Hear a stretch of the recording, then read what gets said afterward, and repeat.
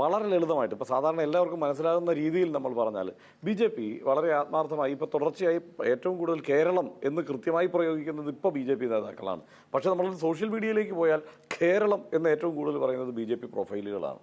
അപ്പോൾ അതാണ് അത് ഉള്ളിൽ അങ്ങനെ ഒരു പ്രശ്നം നിലനിൽക്കുന്നത്. ഞങ്ങളാണല്ലോ കേരളം എന്ന പേര് മാറ്റിയത്. അല്ല, പക്ഷേ ഈ കേരളം എന്ന് വിളിക്കുന്നതും BJP-ക്കാരാണ്.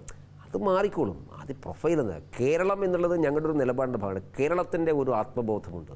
ഓരോ സംസ്ഥാനത്തിൻ്റെയും ആത്മബോധം ഉണ്ടാവണം എന്ന അഭിപ്രായക്കാരാണ്. സ്റ്റേറ്റ് എന്നുള്ള സങ്കല്പത്തിനെതിരാണ് ആത്യന്തികമായി പ്രത്യയശാസ്ത്രം എന്നുള്ള ഒരു വിമർശനമുണ്ട്. നമ്മൾ അങ്ങനെ BJP-യുടെ പ്രത്യയശാസ്ത്രത്തിൽ അങ്ങനെയൊന്നുമില്ല. അതൊക്കെ വെറുതെ വിചാരധാരയിൽ അത് പറയുന്നുണ്ട്. വിചാരധാരയിലല്ലോ BJP-യുടെ പ്രത്യയശാസ്ത്രം. അല്ല, അടിസ്ഥാനം BJP-യുടെ അടിസ്ഥാനം വിചാരധാരയാണ്. ആരാ പറഞ്ഞത്? സംഘത്തിൻ്റെ അടിസ്ഥാനം പോലുമല്ല വിചാരധാര. വിചാരധാര എന്ന് പറയുന്നത് പല സന്ദർഭത്തിൽ നടന്ന ഒരു പ്രസംഗത്തിൻ്റെ, പല കോണ്ടസ്റ്റിൽ പല സമയങ്ങൾ നടന്ന പ്രസംഗത്തിൻ്റെ ആ പ്രസംഗം എല്ലാം കൂടി ചേർത്തുള്ളതാണ്. ഓരോ പ്രസംഗം ഓരോ കോണ്ടസ്റ്റിലാണ് നടത്തുന്നത്. അതൊരു എഴുതിയ പുസ്തകമൊന്നുമില്ല, പ്രസംഗങ്ങളുടെ സമാഹരണമാണ്. അതിൻ്റെ അടിസ്ഥാനത്തിലല്ല സംഘം പ്രവർത്തിക്കുന്നത്. കാലം മാറുന്നതനുസരിച്ച്, കാരണം 60-ൽ ഒരാൾ പ്രസംഗിക്കുന്ന കോണ്ടസ്റ്റ് ആയിരിക്കില്ല 70-ലും 80-ലും ഒരാൾ സംസാരിക്കുക. ഓരോ കാലഘട്ടത്തിലും പ്രത്യേകത ഉണ്ടാകും.